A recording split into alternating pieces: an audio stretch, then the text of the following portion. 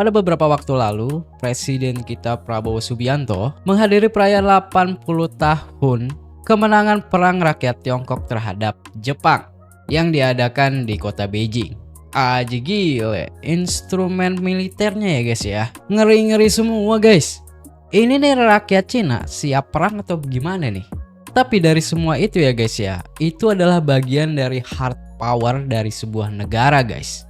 Instrumen politik terutama di militer, dan gua bisa membaca ini bagian dari sebuah agenda politik guys, yang tujuannya adalah bersifat global. Karena perayaan ini ya dihadiri oleh para pemimpin-pemimpin dunia guys, dengan konsep diselenggarakan seremonial. Lalu tujuannya apa? Kemungkinan ya tujuannya Pak Xi Jinping ini ingin menyatakan bahwa China itu adalah negara maju baik dari segi militer dan juga ekonomi. Sekali lagi, ini pendapat gue pribadi loh. Nah, China ini ya sudah terkenal dengan pabrik dunianya. iPhone, Samsung, Tesla, Sony, apa lagi deh, lu sebutin coba. Semua produk-produk ini memakai jasa tenaga manufaktur di China buat bikin produk jadi guys. Jadi kesannya, image-nya China itu bisa bikin manufaktur barang yang oke.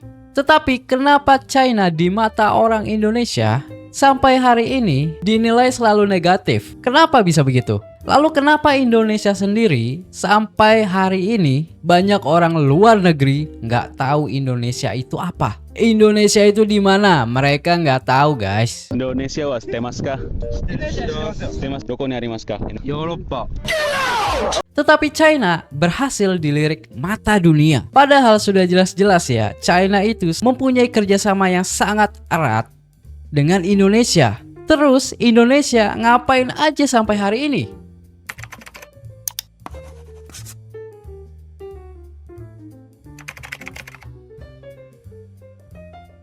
Jadi yang tadi gue omongin adalah salah satu strategi sebuah negara berdiplomasi menggunakan soft power dan juga hard powernya guys. Dan menurut gue Cina itu contoh yang paling gampang dan yang paling mudah dan pas buat nerangin ke kalian. Dan soft power itu ya bisa gue bilang konsep dalam hubungan internasional yang kemampuannya untuk mempengaruhi atau membujuk negara lain untuk bekerja sama. Bukan dengan cara paksaan atau kekuatan militer guys. Jadi warga sipil itu adalah incarannya. Cih!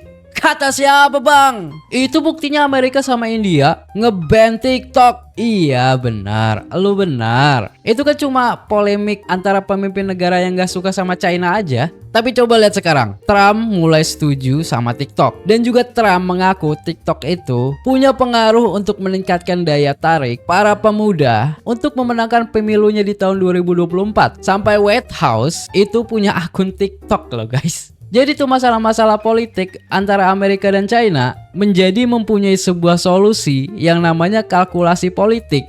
Terus mau apa lo?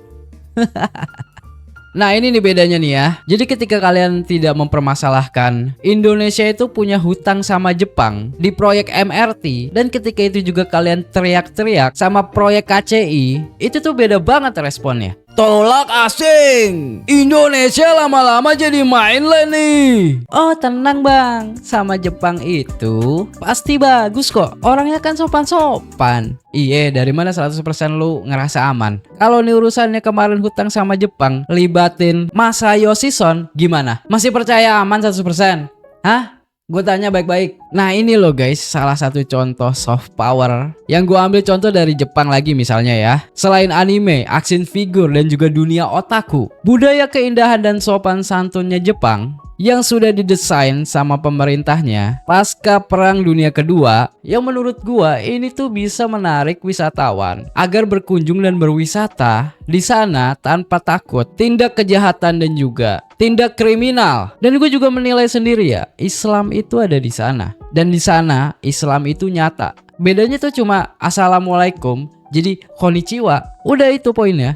Sekarang nih contoh lainnya ya, Amerika deh yang mempopulerkan filmnya dan juga musiknya. Sebut aja coba, Avengers, Captain America, Green Day, Foo Fighters, apalagi coba kalian sebutin di kolom komentar. Itu adalah bagian dari strategi Amerika untuk memperkuat image negaranya. Dari sisi militer difilmin, dari segi teknologi difilmin, Dari segi CGI, kita diberikan hiburan yang wow, di batas di luar nalar. Tujuannya apa? Yaitu untuk memperkuat image negaranya. Dan banyaknya dari kalian juga pasti berharap kalau gawe nih ya, kalau kerja dibayar itu dolar daripada dinar Kuwait. Dan sekarang faktanya dinar Kuwait itu menduduki peringkat pertama sebagai mata uang asing yang paling bervalue tinggi. Gue juga udah bahas ya di konten gue yang ini.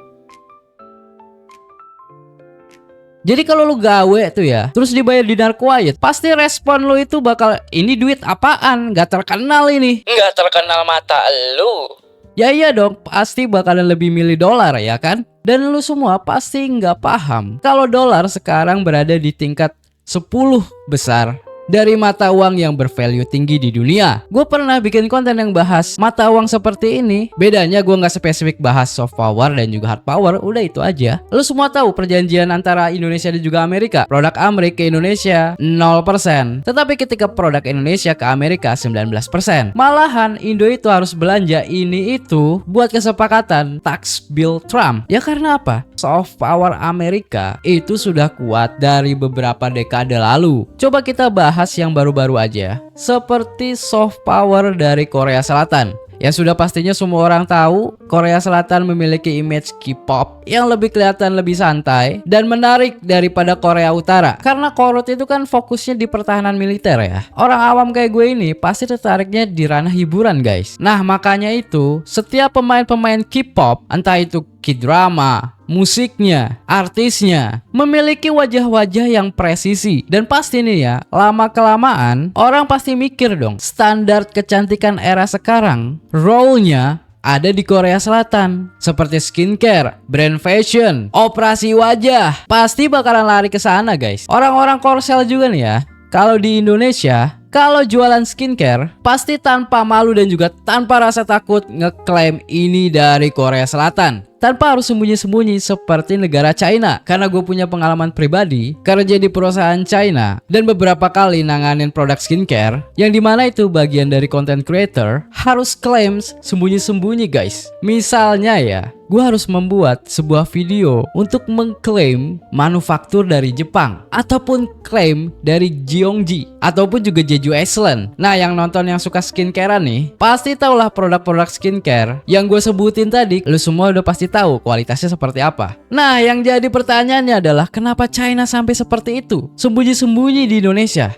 Kenapa citranya harus disembunyikan sebegitunya? Jawaban gua adalah, mungkin ya, ini adalah perspektif gua pribadi ya. Orang-orang mainland, orang-orang China tahu persepsi lama masyarakat Indonesia dan juga isu-isu politik yang ada di Indonesia. Semua barang dari China masih dianggap kualitasnya rendah karena harganya murah. Dan dari 3 negara yang gue sebutin tadi, seperti Jepang, Amerika, dan juga Korea Selatan, mereka semua sudah membuat produk-produk yang sangat bagus. Dan juga image-nya, semua barang dan produknya berada di ranah profesional. Dan faktanya ya, yang sering gue lihat di perusahaan-perusahaan China di Indonesia itu, kebanyakan praktik bisnisnya itu problematik guys. Dari segala sistem sampai aplikasinya. Gaji lembur, bukannya dibayar malah main drama. Dilaporin ke Disnaker nanti malah jadi kasus yang berbelit-belit. Nih ya, sedangkan perekrutan perusahaan China yang levelnya masih UMKM deh, itu tuh perekrutannya seenak jidat loh guys. Nih ya, gue share pengalaman gue pribadi. Pernah bekerja di perusahaan seperti affiliate. Jadi fokusnya beberapa barang produk untuk dijual kembali di platform TikTok. Pertama, rekrutannya itu seenak jidat. Jadi nih, bos-bos Cina nih, kalau main kan suka ke karaoke ya, terus mabok ketemu LC. Nah, nih LC ini bakal dipekerjakan sama mereka guys. Ini sih kalau ranahnya mantan LC, pengen hidup bener, pengen kerja bener, itu kan gak apa-apa ya. Pasti gak bakalan aneh-aneh.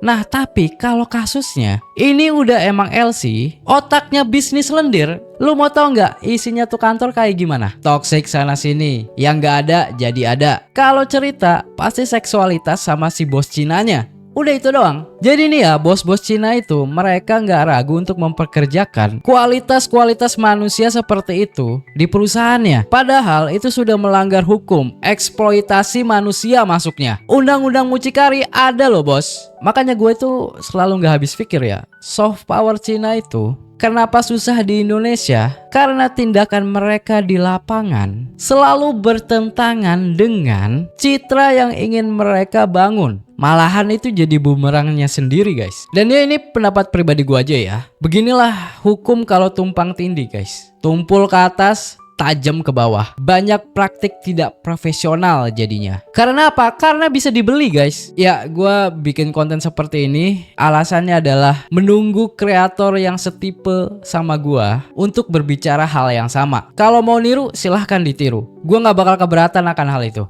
Ini adalah upaya gua untuk Indonesia lebih baik ke depannya. Dan ini bukan tentang membenci suatu bangsa, tetapi bagaimana kita sebagai warga Indonesia bisa lebih kritis dan juga menuntut praktik yang lebih baik di masa depan. Jadi ya udah gini dulu aja videonya untuk kali ini. Kalau ada yang kurang kalian bisa komen di kolom komentar biar terjadi diskusi digital guys. Jadinya tinggal komen aja. So I'm Basyur, sign out. Bye bye semuanya.